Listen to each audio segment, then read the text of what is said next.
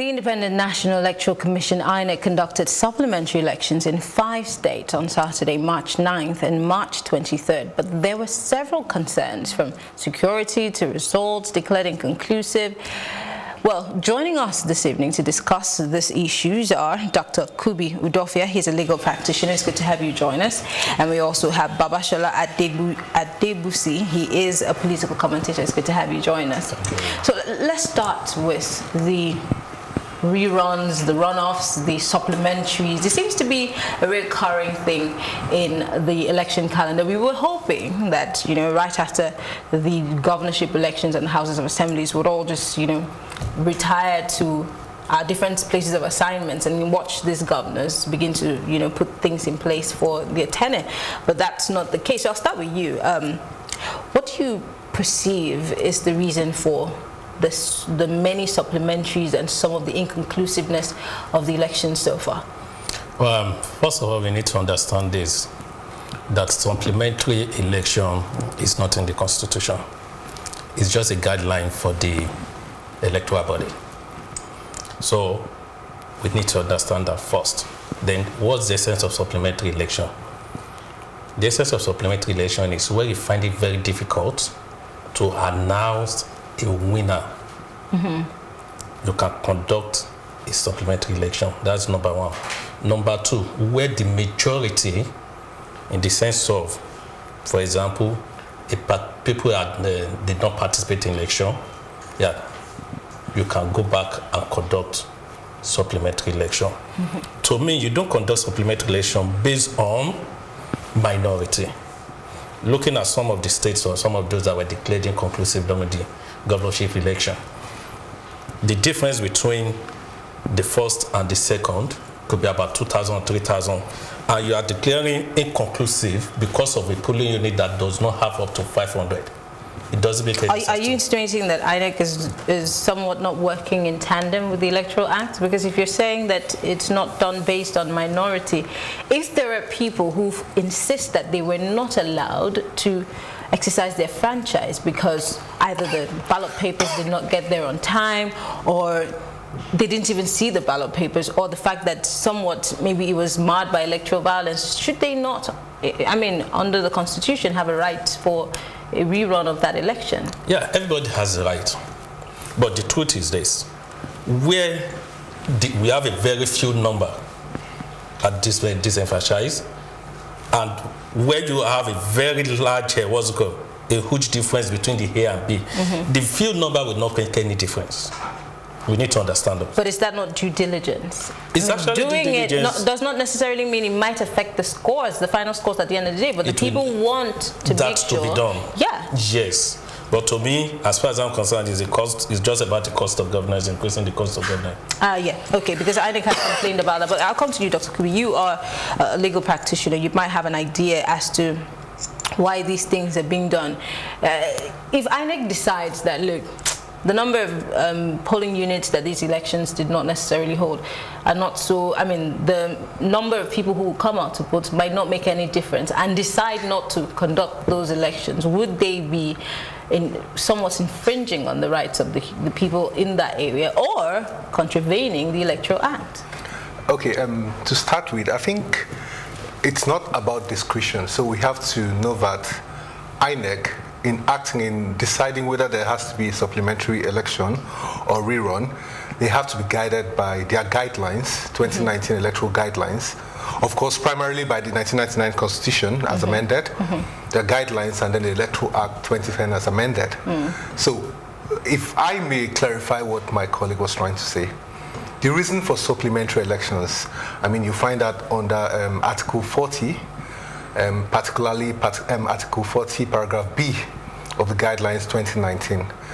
And you have supplementary election where a winner has clearly emerged, but the margin of victory, or the margin of votes between the winner and the first runner of, that's the first runner of the occupier of the second position, is less than the number of votes probably cancelled in a polling unit, maybe due to overvoting or due to violence or irregularities.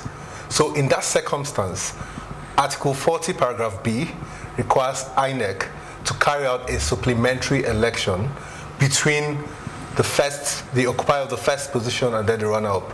So it's not a matter of discretion. They are mandated by their own guidelines to do this. Whether it's constitutional or not is another question, because if you look at section 179, subsection 2, paragraphs A and B, they clearly stipulate what a winner of a presidential or governorship election is required, the requirement of the winner, which is that first, you must have the majority of the votes in the state for a governor. And then the second requirement is that you must have 25% in at least 2/3 of the local government areas. So the supplementary election thing, or the concept of inconclusive elections, is not contained in the Constitution, it's not contained under the Electoral Act.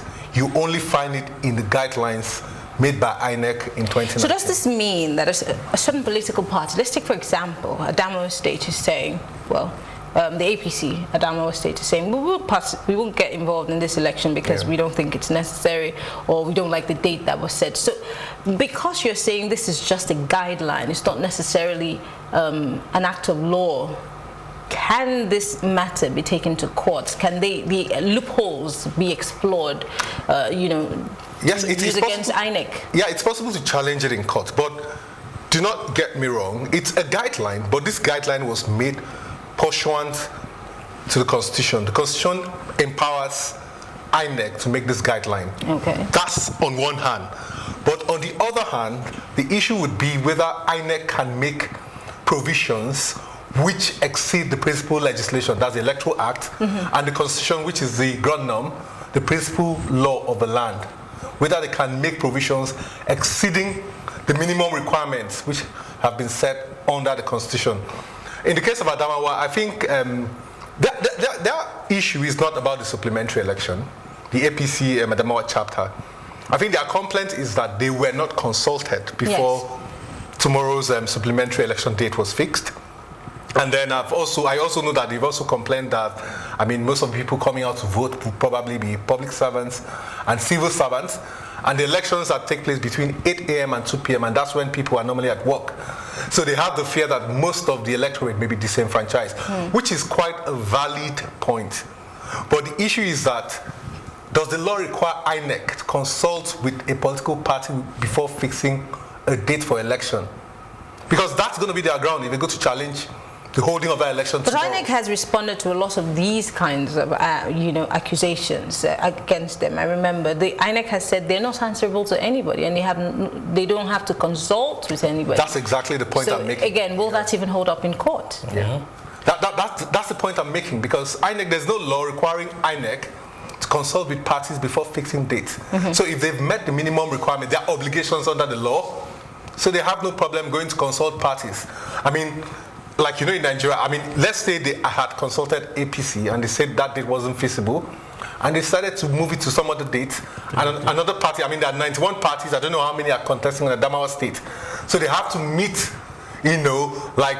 fix a date that will be satisfactory, with all the 91 or so political parties, and that may not be feasible. Interesting. Yeah. Back to you, Babasola. Let's talk about the suspension of certificates of return issuance to some of these members of the National Assembly. Now, let's go to Zamfara. For Zamfara, it is very obvious that INEC has suspended certificates of return issuance to Zamfara governor and members of the State House of Assembly, all those who won.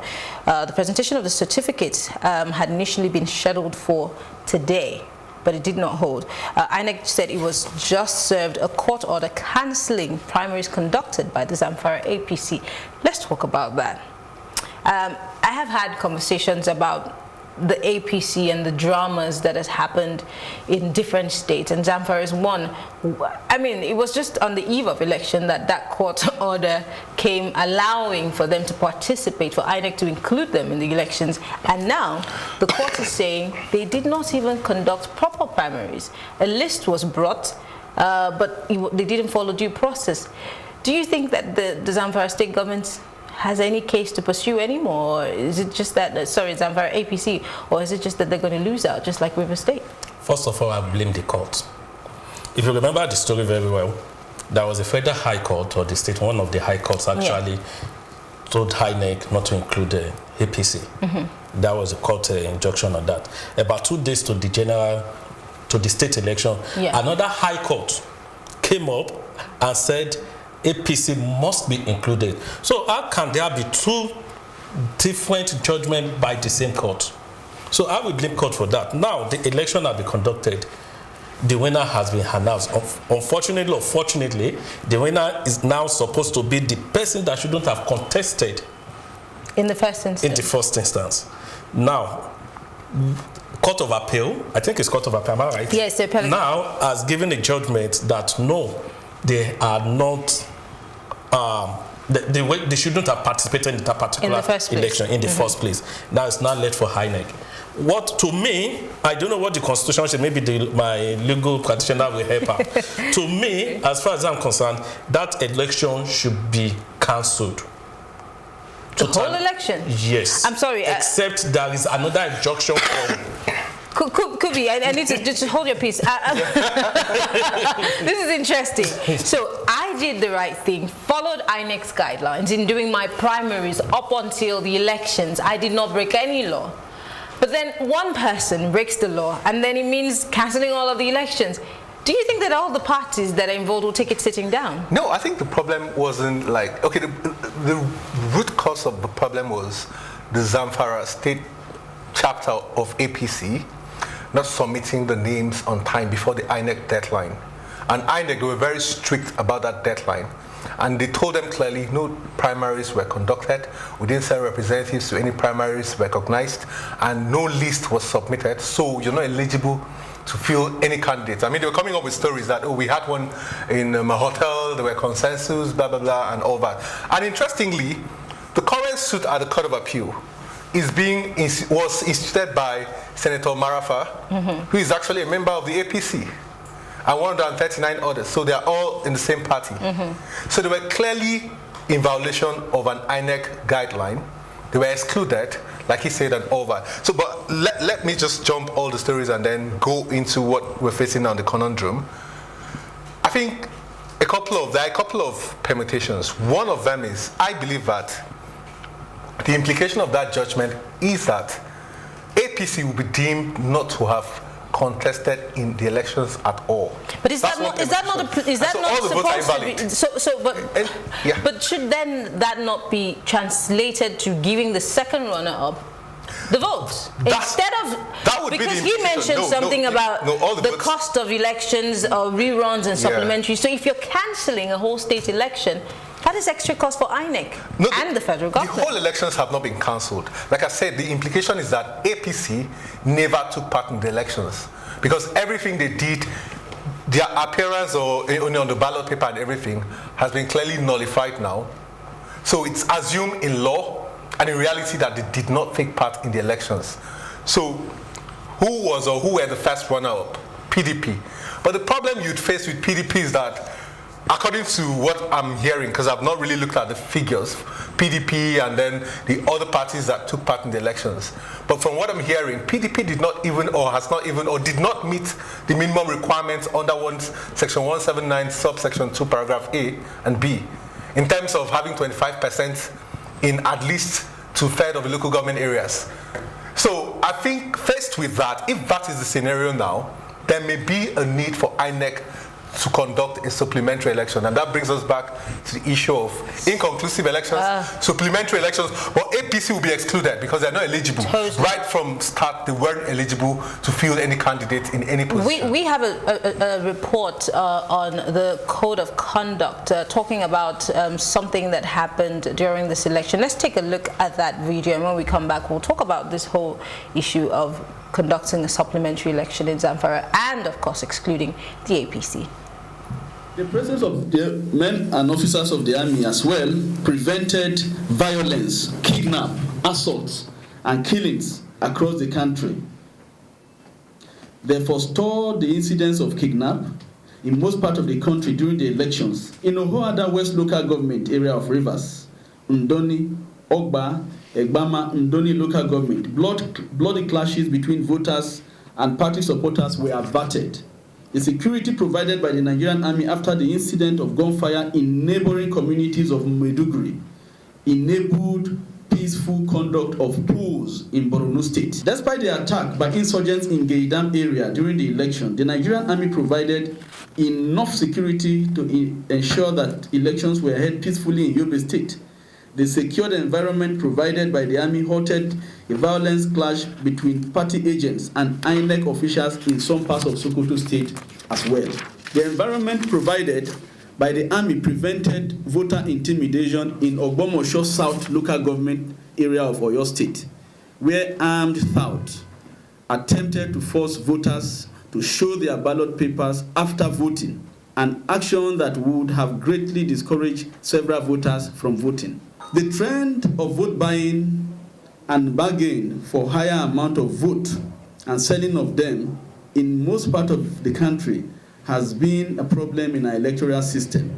However, the presence of officers and men of the Nigerian army in some parts of the country prevented the incidence of vote buying and selling by 85%.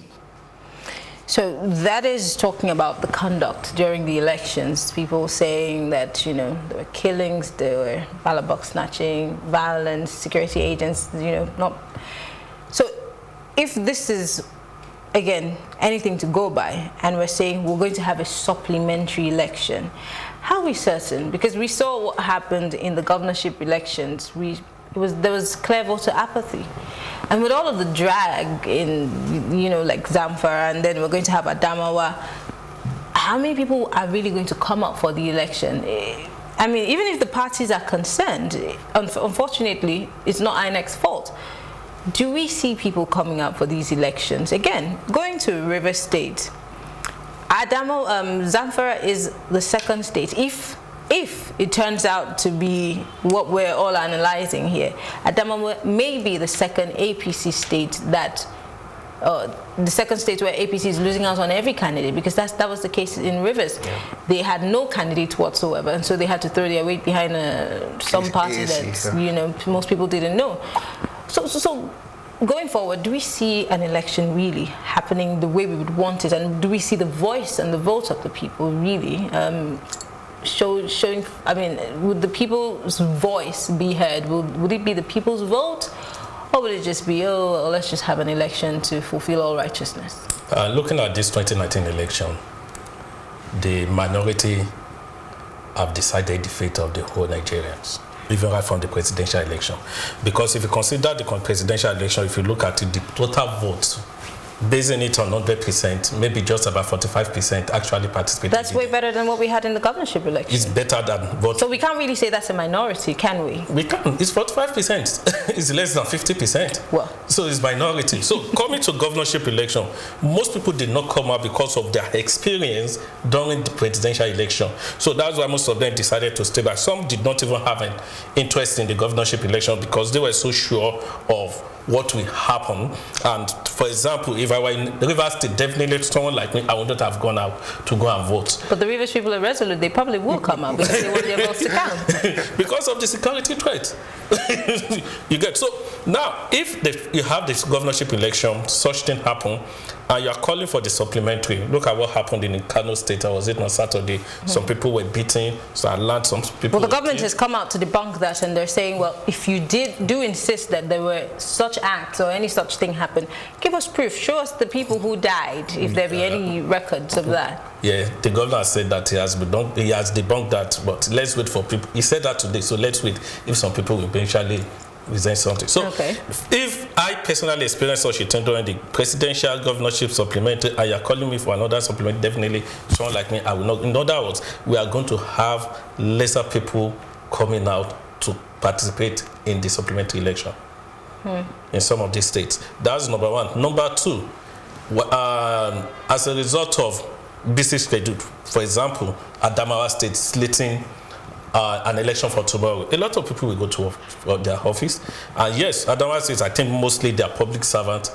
Some of them will be at work. And I learned it's even in some polling units, not all polling units. Some of them are not interested in who is going to be the governor, who is not. So they will go, the farmer will go to his farm, some of the teachers will go to their, except tomorrow has been declared as a public holiday. Even if it has been declared as a public holiday, I'm very sure some of them will still stay back at home. You get. So we should expect lesser voters turn out tomorrow. All right, Kubi, with what is happening in Zamfara, and taking a cue from what has happened in River State, which is still happening, by the way, why do you think the APC keeps making the same mistake? Or was there something that went wrong at the primary level? Or maybe the national had agreed on something, but the states probably disagreed, and that's why we're having these pockets of issues within the party? Yeah, I think it's just, it has to do with the attitude of a typical Nigerian politician. You make rules and then you break those rules, and you do things, the issue of impunity, you do things and then you get away with it. And I think INEC must be commended that they stuck to their guns, because initially most of us thought that INEC at some point they were going to bend back and accommodate those people. I mean, accommodate Zamfara and then APC and accept their list. Though it was so belated, it was clear they were, you know, they had submitted the list, or purportedly submitted the list after the deadline. But they stuck to their guns, and you know, they're very strict about it. I told them, I mean, if you're aggrieved, you can go to court. So, but I think it's just the impunity thing, the anyhowness attitude and culture. Nigerian politicians doing things and then getting away with it. Impunity, indiscipline, making rules, breaking the rules, lack of internal party democracy, someone wanting to have his way, imposing candidates and all that, everything combined together. Because it started with, you know, the some politicians, Senator Marafa and the rest of them, accusing the governor of trying to impose, you know, a certain candidate on the rest of them and not being interested in organizing a free and fair primary. That was the root cause of the problems. And then before we knew it, they had different factions, different primaries, you know, and the party at the national level, they were completely maybe at a loss, not knowing which faction to support and not trying to step on toes. And here we are today. So it has to do with impunity. And then, but I'm glad that INEC, I mean, they've used Rivers, APC and Zamfara APC as examples that, look, we need to develop that culture of internal democracy in the parties, because it starts from there and then, yes. All right. Well, gentlemen, before we go, for the average Nigerian going forward, because we always say this, and I always feel that this is a deja vu moment, because I see myself asking this question every election cycle. Have we learned anything, whether be it on INEC's path, as you as an electorate, and maybe the political parties? Have we really learned anything going forward, so much so that we don't have to make the same mistakes come 2023? Yeah, we have learned some things. Number one, based on what the nation of late submission of candidates after the deadline, we know what will happen if we do such in future.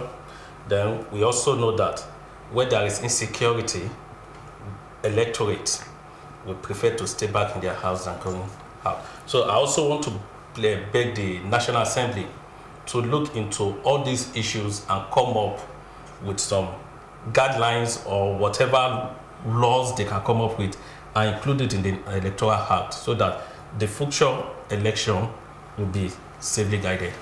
It could be. I'll take a contrary view, and I'll be very pessimistic. I just want to be, I'm a very pragmatic person. I just think that we've not built on the achievements of the Jega administration, you know, back in 2015. Even though we've taken several steps backward. I mean, you can't compare what just happened on March 9th and then March 23rd with what we had in 2015.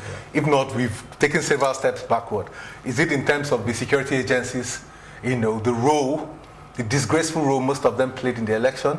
Is it in terms of these so-called inconclusive elections and supplementary elections where politicians, you know, it's kind of generated what I call perverse incentives. The good it was meant to achieve, it's been turned around. So you have situations whereby politicians, they realize they are losing and they cause confusion all over the place to ensure that it's inconclusive. So they have a second bite on the cherry, and then you have the rerun and they do all sorts of things. Or is it the violence we had in Kanu, Gaya, Bichi, Gama, and then River State?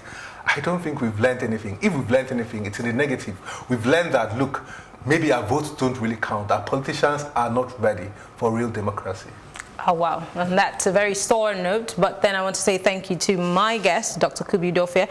He is a legal practitioner. Babasola Adegbuyi, he is also a political analyst. Thank you, gentlemen, for speaking with us. We'll take a break, and when we return, we'll be talking about the tussle for the 9th Senate leadership. Stay with us. We'll be right back.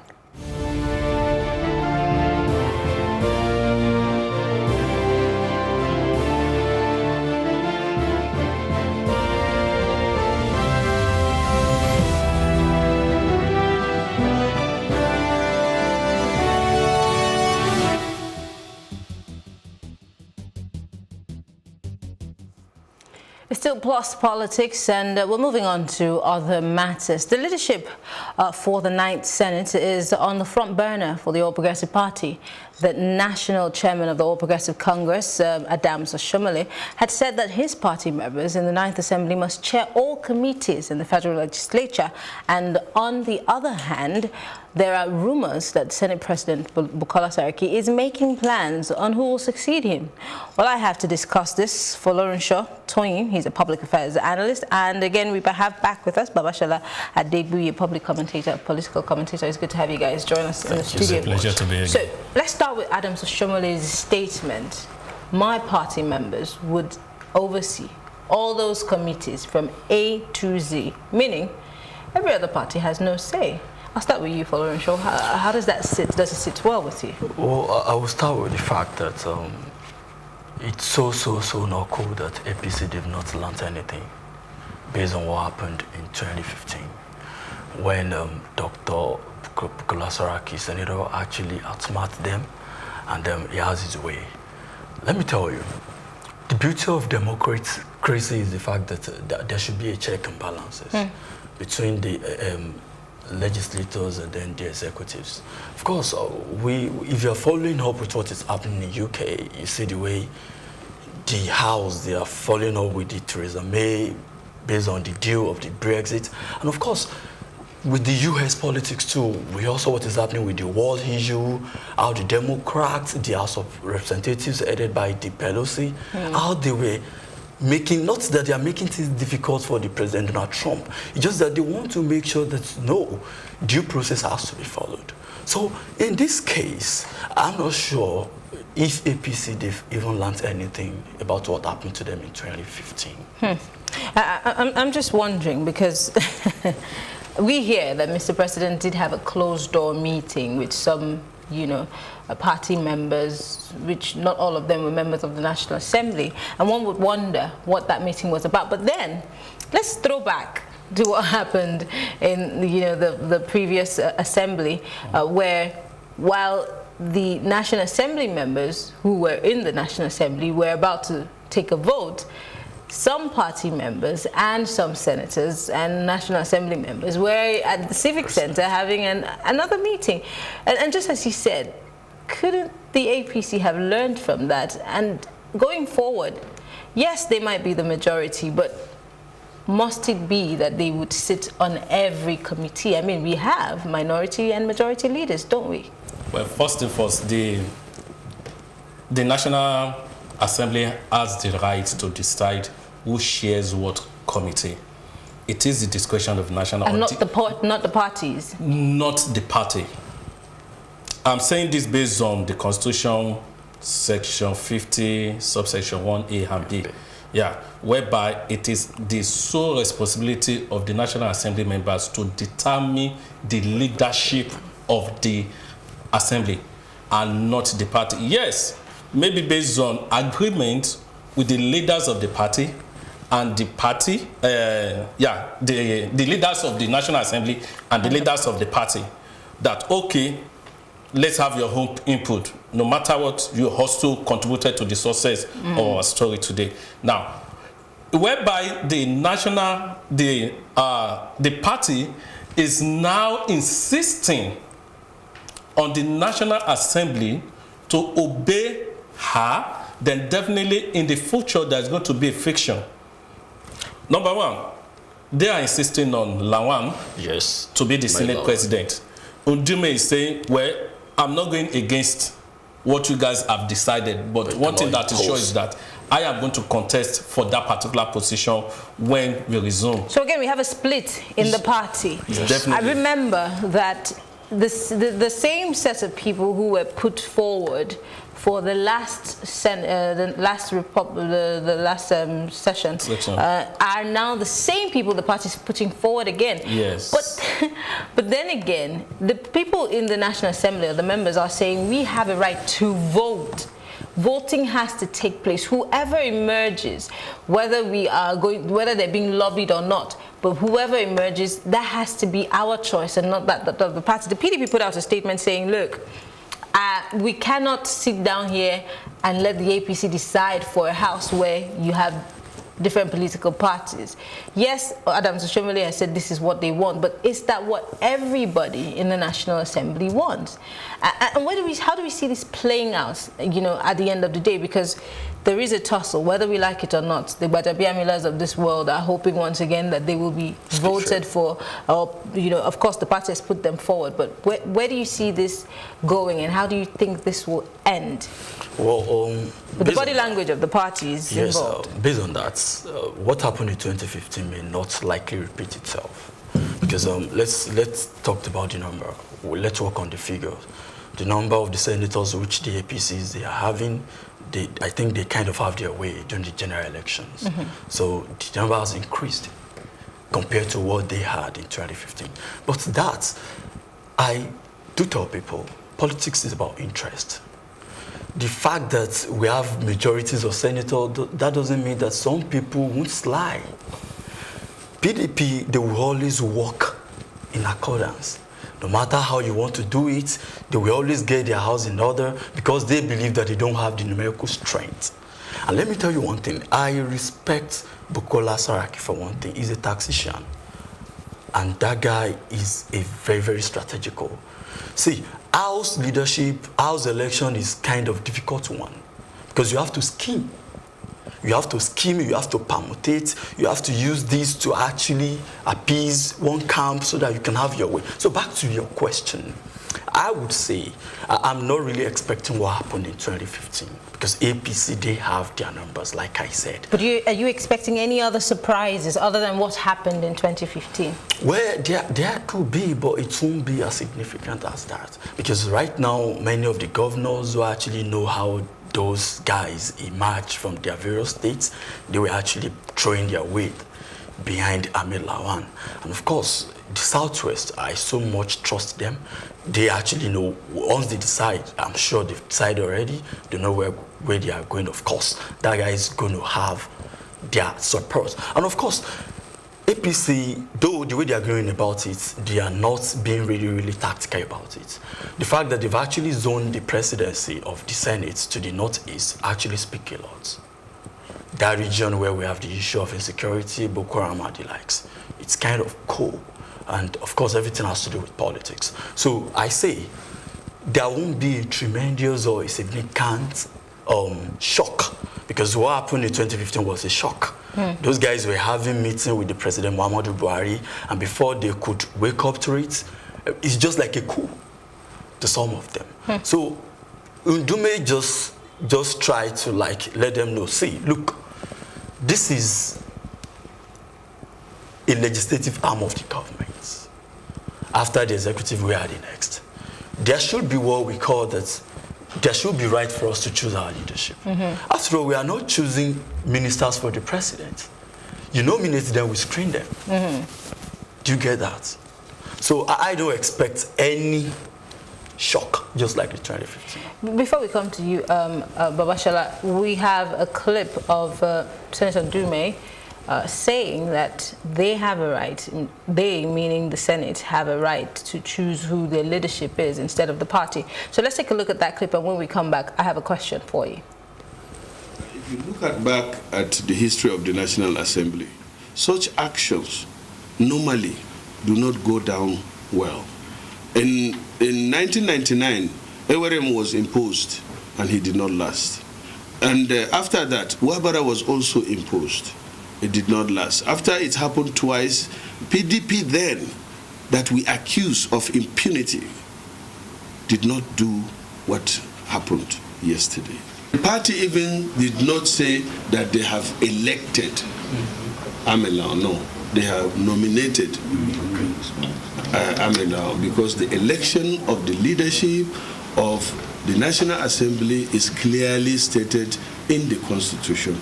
Anything contrary to that means that it is illegal. So Alan Dumede is saying anything other than that is illegal.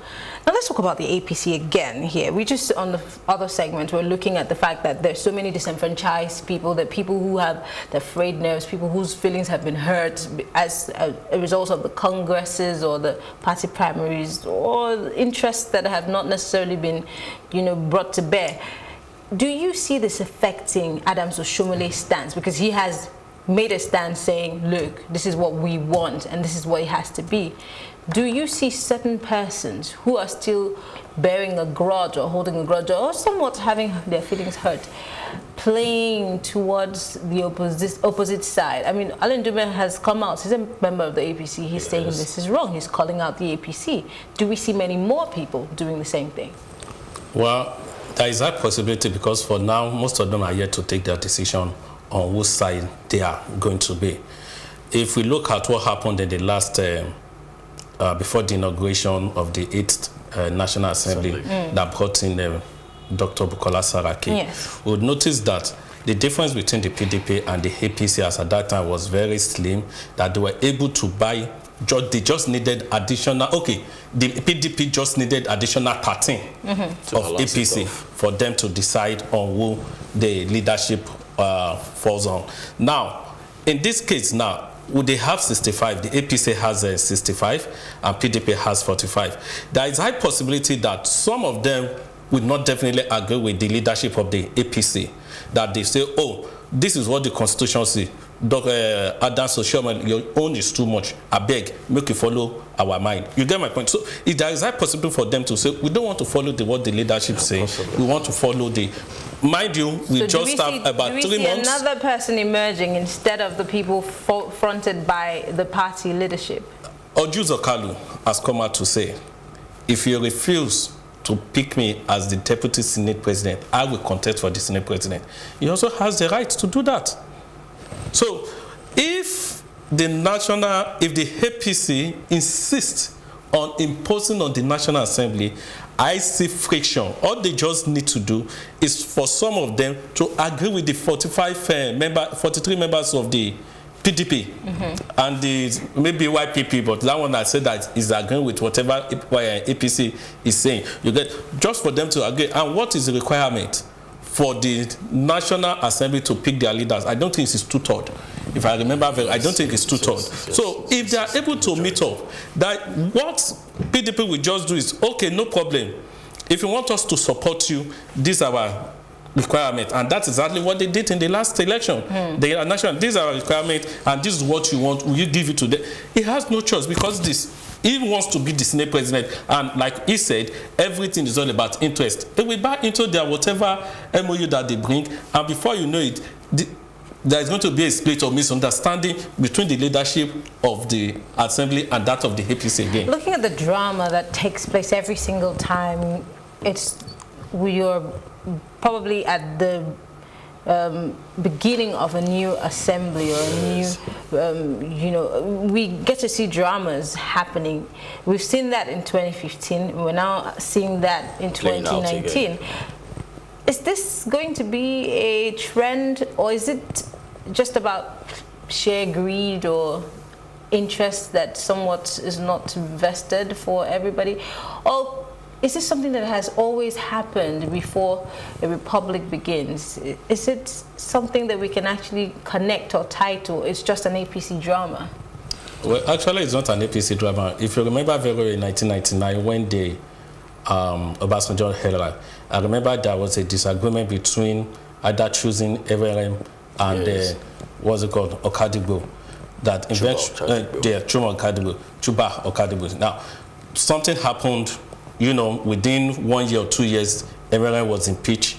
Okadibo came in. Within few months again, that one was impeached. And the last, I think about all the Imo states, all the Southeast states presented the the Senate president within a short of 8 years. I think the one that eventually had it all was Ken Namani, who eventually became the Senate president without issue. And what happened? There was no imposition, nobody instructed the National Assembly took our own decision vote, and voted this man to be the Senate president, and his administration was a very smooth one. No opera, no opera. It was a very smooth one.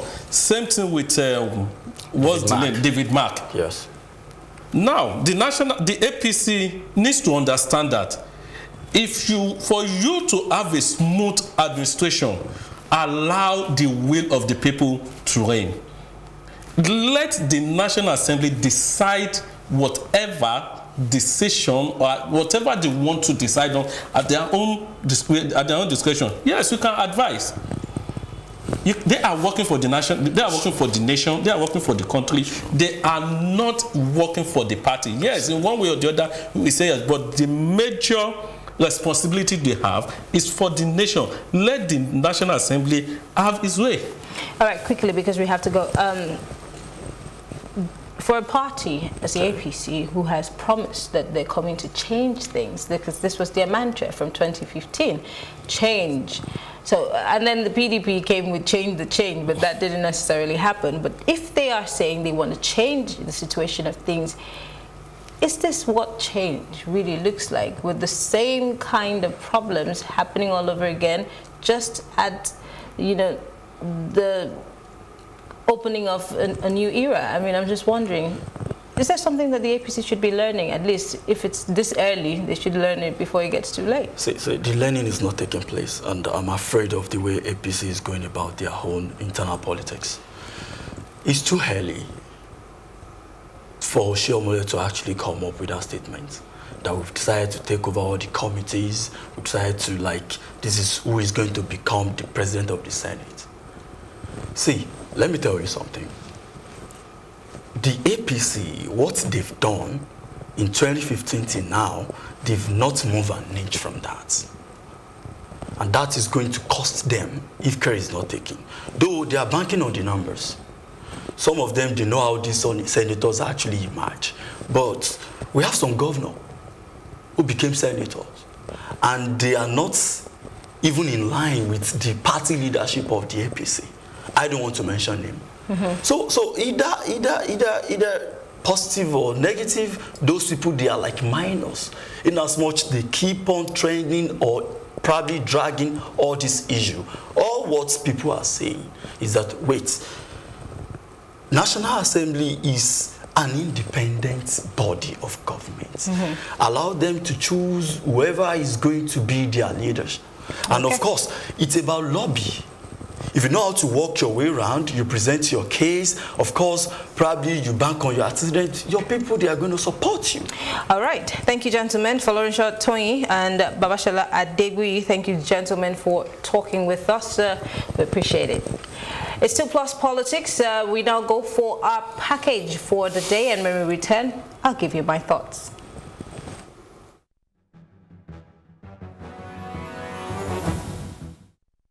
It was a maiden interaction between the APC's National Working Committee and newly elected members of the House of Representatives on the party's platform. The national chairman of the APC tasked the members to remain united and put the interest of the APC first. We have the number, and we will use the number to produce a speaker who must be a member of the APC. I mean, the first time I met who must be a member of APC. We have the number, and we will use the number to elect a house leader who must be a member of the APC. I think the only position that we are not interested in is the minority leader. Let him remain minor in the hands of the minors in the opposition. We will not share power in the House of Representatives. And the leadership must ensure that critical committees that drives government are chaired only by APC members.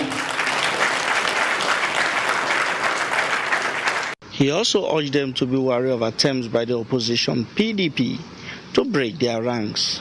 We are aware that they believe they can use divide and rule by sponsoring many people within our ranks to contest for each of the positions so that they then become the kingmakers. And in return, the person will offer them some chairmanship seats. Honorable members and comrades, I am sure we are not going to do business with them. In a democracy, the rule is, and this is a universal rule, majority must have their way, but minority must be allowed to have their say.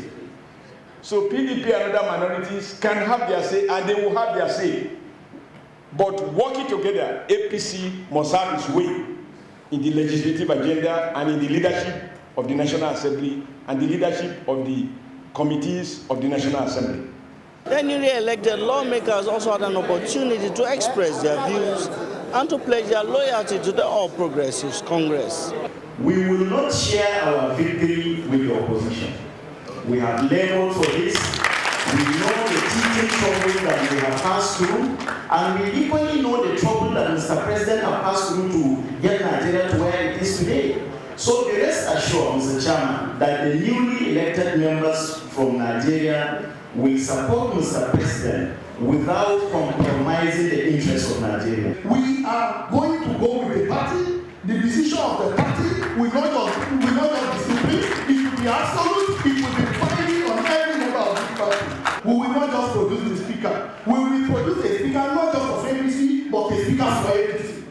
We will produce a deputy speaker for APC that will be able to collaborate the effort of Mr. President and ensure that the next level we have promised Nigerians will actually be delivered.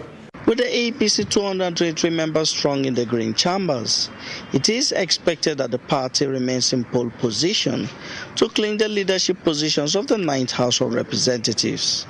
Adegbuyi, PlusTV Africa. And we will be wrapping the show looking at today in history. It is a day that we all can remember.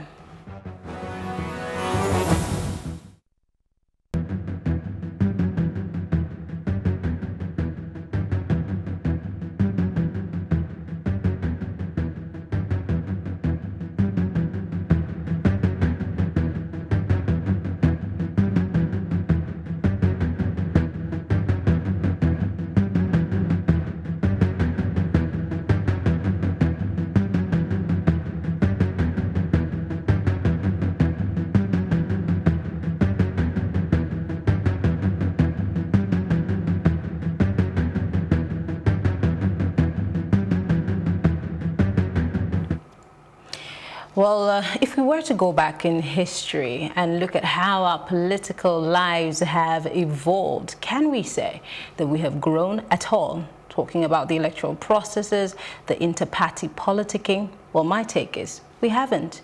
And the question is why? Think on these things. And that's all on Politics today. I'll be back tomorrow, so join me again from 6 to 7 p.m. I am Mary-Ann Okon. Have a good evening.